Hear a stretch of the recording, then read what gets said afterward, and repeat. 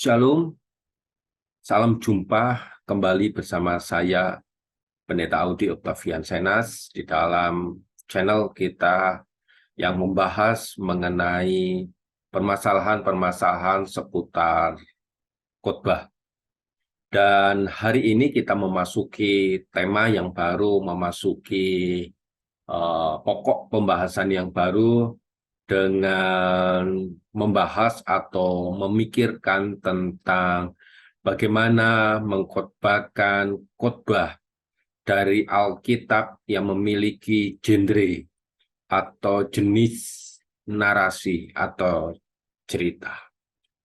Saya berharap dari pokok pembahasan ini kita semakin sadar, semakin paham secara ilmu dan juga memahami dunia khotbah, sehingga orang-orang yang kita layani semakin hari semakin mengalami transformasi kehidupan, pengenalan cinta kasihnya Allah, dan mengasihi Allah. Lebih lagi, terutama di dalam kehidupan mereka, dan khotbah-khotbah kita pun mengalami transformasi.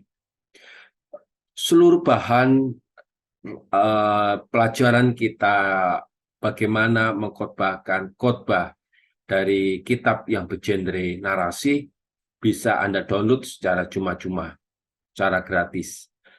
Namun rangkaian atau pokok pembahasan secara detailnya dalam bentuk buku, dalam bentuk tulisan yang Anda bisa lebih lagi membacanya, lebih lagi memahaminya, bisa Anda dapatkan di marketplace dengan toko buku berjudul Buku Khotbah.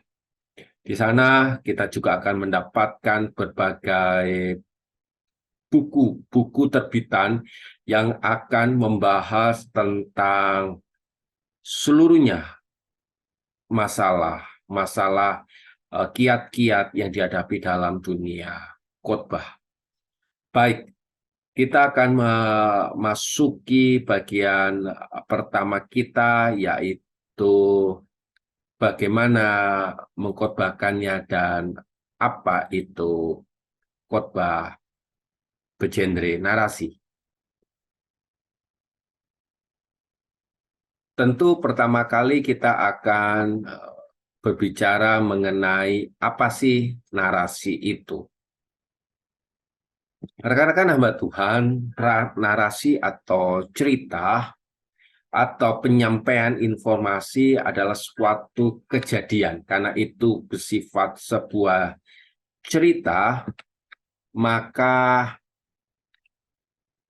narasi adalah sebuah rangkaian atau sebuah informasi yang diatur dalam sebuah urutan waktu, ada yang juga peristiwa. Narasi biasanya mengandung elemen-elemen, faktor-faktor yang ada di dalamnya.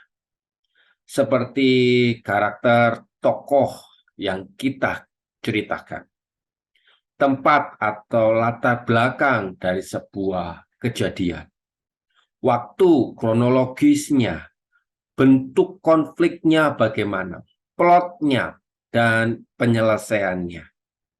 Rangkaian sebuah cerita atau narasi tersebut memiliki sebuah pembagian pengalaman kepada para audiens yang ada.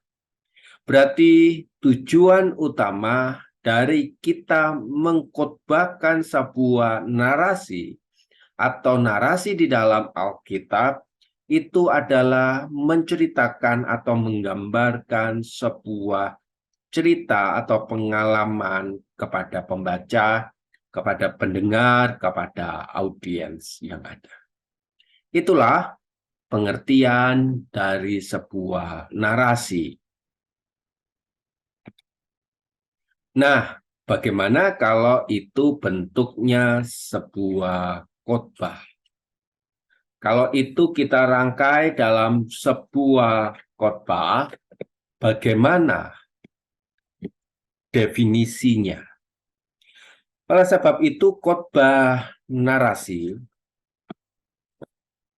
adalah suatu bentuk khotbah yang disusun dalam format naratif atau cerita. Jadi khotbah narasi atau sama dengan khotbah cerita.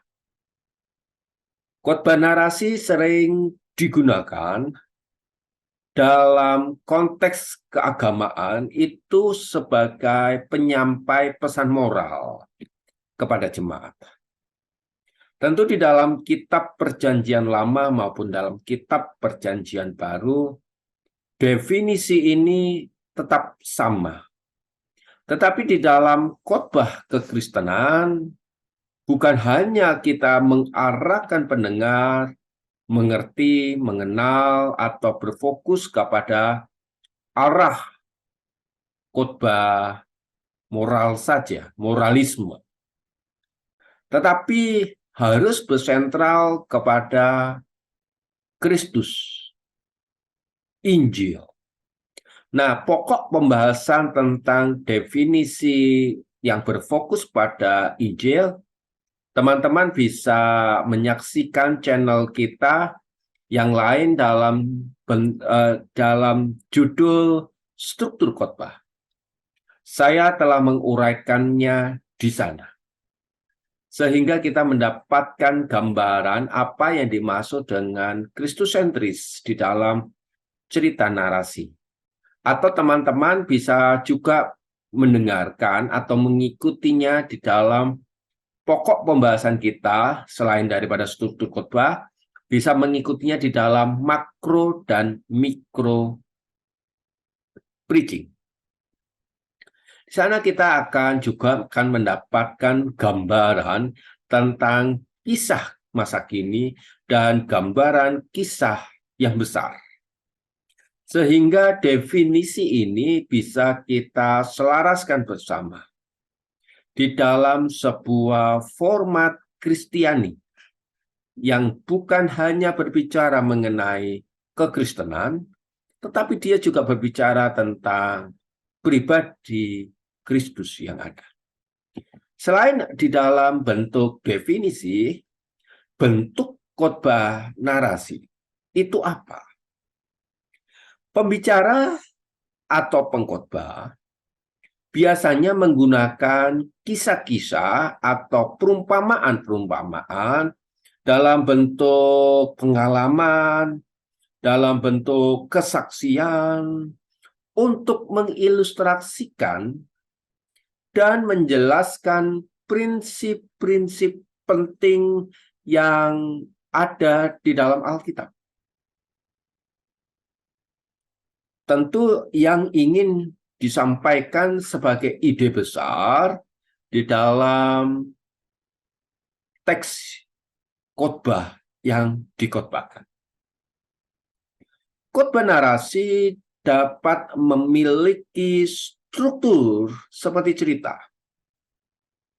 dengan menggunakan pola pengenalan, perkembangan plot, puncak, konflik, hingga masalah penyelesaian yang disebut dengan resolusi. Hampir mirip. Dan itu bisa digunakan di dalam kita mulai menyusun khotbah dengan menggunakan jenis genre yang ada. Nah, bagaimana dengan tujuannya? Apa itu tujuannya? Ketika kita mengkhotbahkan khotbah dengan menggunakan Alkitab yang bergenre narasi. Tentu tujuannya akan membangun sebuah pesan. Pesan yang akan disampaikan itu adalah pesan yang mudah dipahami, diingat oleh para pendengar.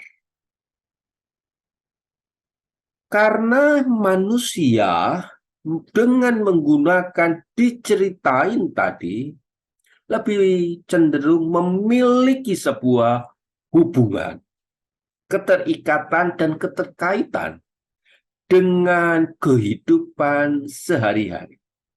Sehingga bentuk-bentuk yang formal, yang bersifat abstrak, dapat didaratkan dengan menggunakan khotbah berjenis narasi ini. Saya berdoa supaya setiap kita mulai memahami bentuknya khotbah narasi ini. Karena khotbah narasi begitu sangat dekat dengan orang-orang yang kita layani. Nah, berikut ini adalah dasar teologis dalam kita mengkhotbahkan khotbah narasi. Bagaimana mengintegrasikan teologi dan aplikasi di dalam kita menerapkan khotbah narasi. Yang pertama, tentu kita harus melakukan yang disebut identifikasi pesan teologis. Kita harus bisa membedakan antara mikronarasi dan makronarasi. Mikronarasi adalah gambaran pengalaman cerita-cerita masa kini dalam bentuk yang lebih kecil. Sedangkan makronarasi adalah gambaran besar, ide besar yang Allah ciptakan. Dengan kita melakukan identifikasi pesan khotbah, pesan teologis yang terkandung di dalam cerita atau narasi yang kita pilih, ini dapat berupa moral, teologis, atau pesan yang dikaitkan dengan karakter Allah. Jadi dengan kita memilih kisah yang ada di dalam Alkitab, kita bisa mengkaitkannya dengan karakter atau pribadi dari Allah sendiri.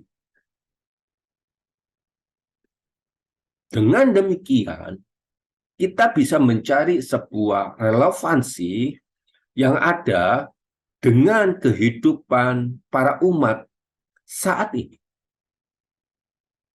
Misalnya kisah tentang Daud dan Goliat di dalam kitab yang sering kita baca. Mungkin sering juga kita khotbahkan. Apa yang terkandung di dalam pesan teologisnya? Apa yang terkandung di dalam pesan moralnya? Itu kita cari relevannya. Sehingga bukan hanya berbicara mengenai sebuah keberanian, iman, pelindungan Allah, tetapi kita akan menemukan sebuah sosok pribadi di dalam pribadi Kristus. Tentu hal ini ada banyak poin-poin yang perlu kita perhatikan. Poin-poin yang perlu kita waspadai. Di dalam channel kita yang lain, di dalam bagaimana kita menghermeneutik atau mengkhotbahkan kitab Perjanjian Lama, di sana pun saya telah mengutarakannya dan menyampaikannya. Sehingga kita tidak kebablasan menafsirkan, menggunakan sosok-sosok tokoh yang ada ke dalam pribadi Kristus. Tetapi kita bisa mengkaitkannya dengan melihat sifat, karya, karakter dari pribadi yang Kristus miliki dan Injil itu ceritakan. Identifikasi. Bagaimana mengkaitkannya? Melakukan identifikasi antara unsur teologis dan unsur yang bersifat aplikatif. Yang kedua, temukan atau kita mulai menjelaskan konteks Alkitab. Kegagalan kita, para hamba-hamba Tuhan, adalah mencoba melihat, bahkan langsung masuk di dalam konteks tokoh. Sedangkan di dalam kita mengkhotbahkan khotbah yang berjenis narasi, kita perlu menjelaskan konteks, latar belakang, background yang ada, yang sedang diceritakan sebagai setting daripada kejadian itu. Dengan kita menjelaskan pesan konteks teks yang lebih luas, maka kita akan menemukan bagian keseluruhan dari kisah itu secara lebih gamblang, secara lebih jelas, dan kita tidak manipulasi terhadap seorang tokoh yang ada. Kita juga akan membantu para jemaat, para pendengar, untuk memahami relevansi teologis dalam pandangan iman yang utuh. Nah, dua pesan teologis ini menjadi bagian yang penting yang perlu kita perhatikan. Selain juga kita harus menerapkannya di dalam kehidupan yang lebih nyata. Dua pokok tentang poin di atas bicara tentang konteks penerapannya, bagaimana secara kebudayaan, kultur orang-orang yang kita layani.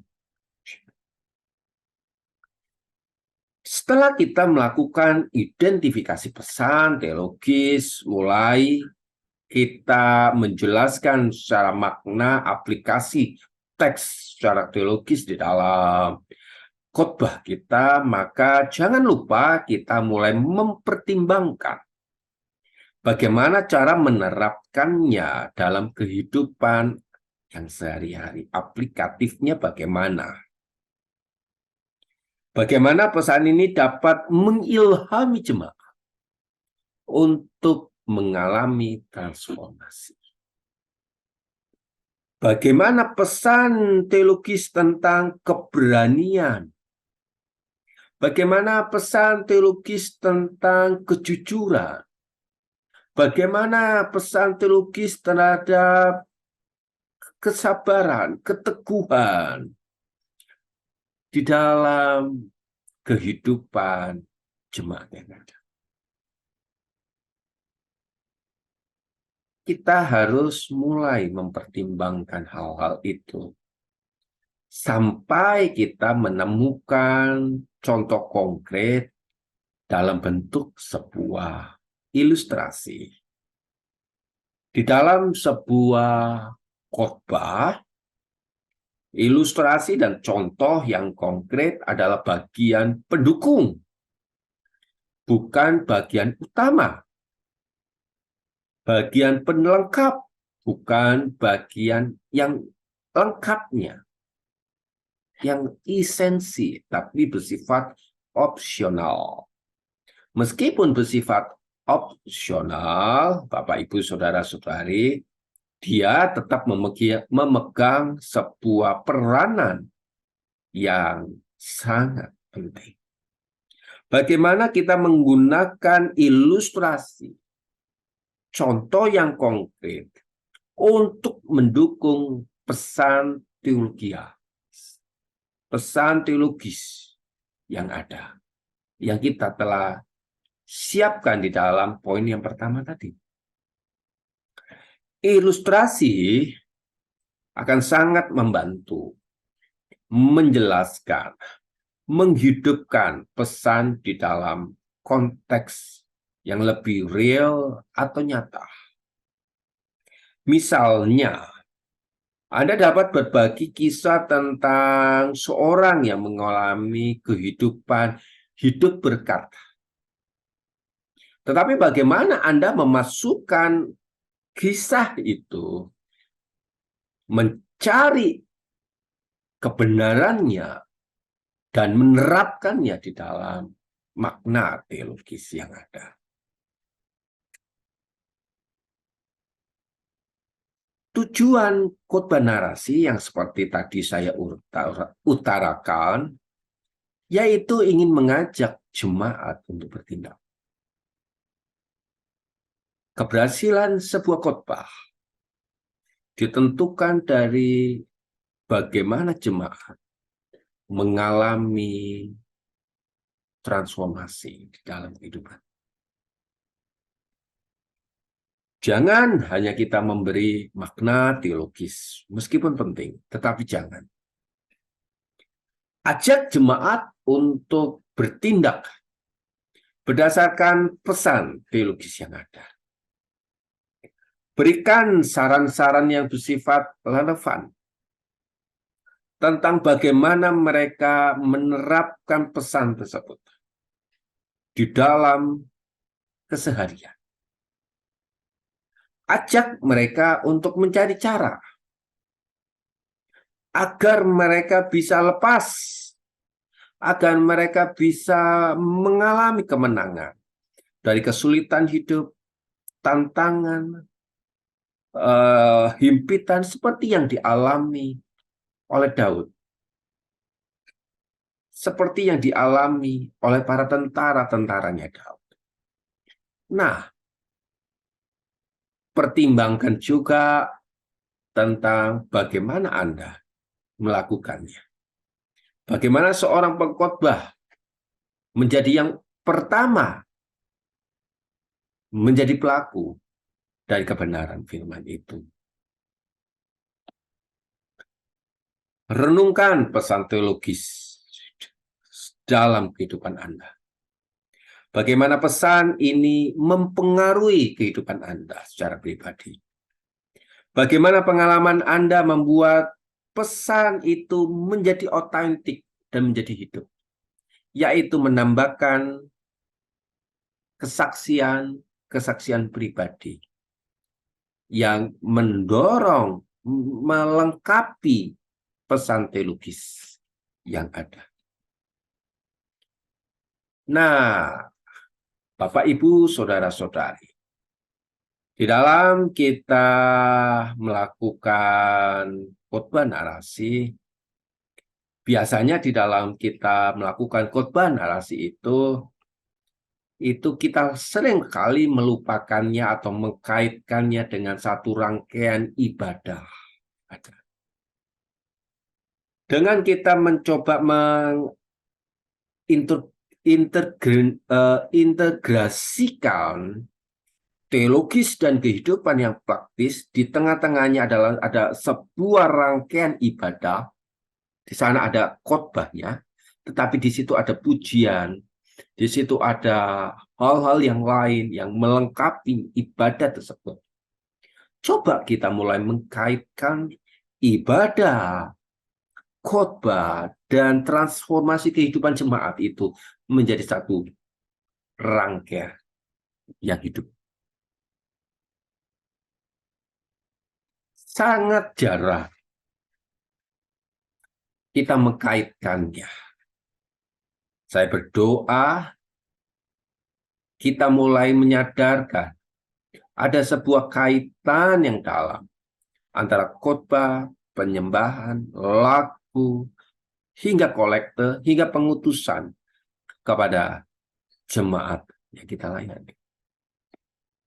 Dan yang terakhir adalah beri kesimpulan yang kuat agar kisah-kisah yang kita sampaikan di tengah khotbah itu di dalam teologis dan di dalam kehidupan aplikatif, di dalam kehidupan jemaat, maksud saya di tengah kehidupan ibadah yang ada, itu mendorong, memotivasi, menginspirasi kuat jemaat, sehingga mereka mengalami transformasi yang ada. Kaitkan teologis Kaitkan dengan kehidupan jemaat. Juga kaitkan dengan kehidupan ibadah kita, rangkaian ibadah kita. Karena ini bersifat narasi, maka akan menjadi lebih bermakna, lebih relevan kepada jemaat. Sehingga ada hubungan yang kuat antara jemaat dan ibadah. Nah, sekarang tiba saatnya kita masuk di dalam contoh Alkitab, di dalam khotbah narasi.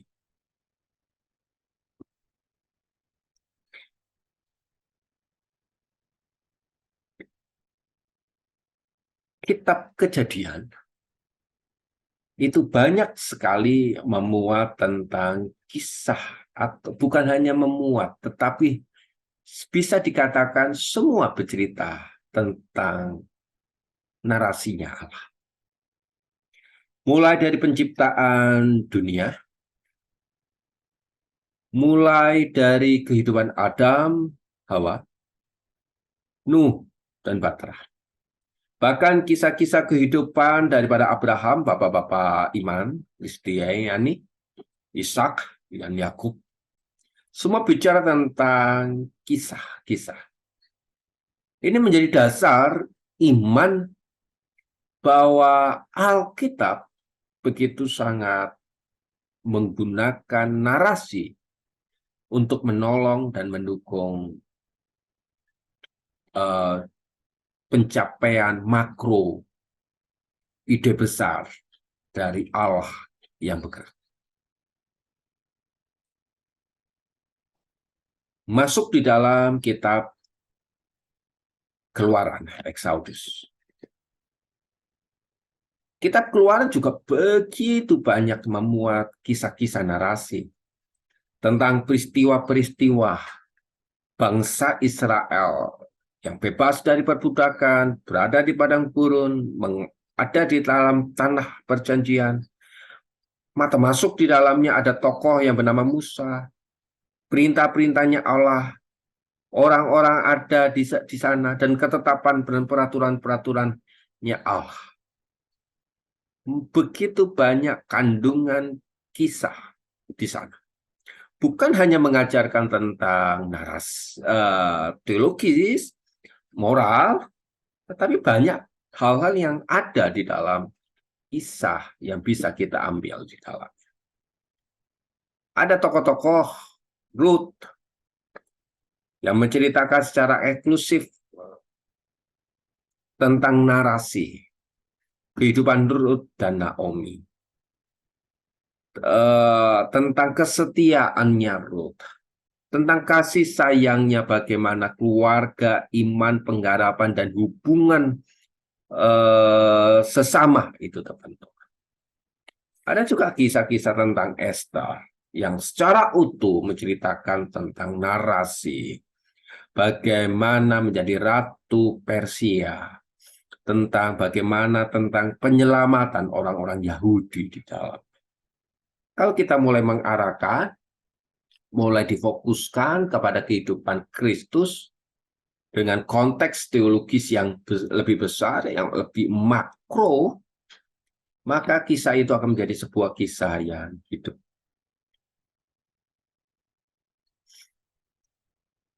Kisah di dalam kitab Samuel, Raja-Raja, Tawari, semua mengandung kitab narasi, peristiwa-peristiwa penting yang terjadi di dalam kitab Perjanjian Lama. Dan masuk di dalam kitab Perjanjian Baru kita mulai ada sedikit doktrinal di dalamnya, terutama tulisan-tulisan daripada Paulus. Tetapi bagaimana dengan kitab Injil? Wah, semua bicara tentang cerita bagaimana Yesus mengadakan perumpamaan-perumpamaan yang ada.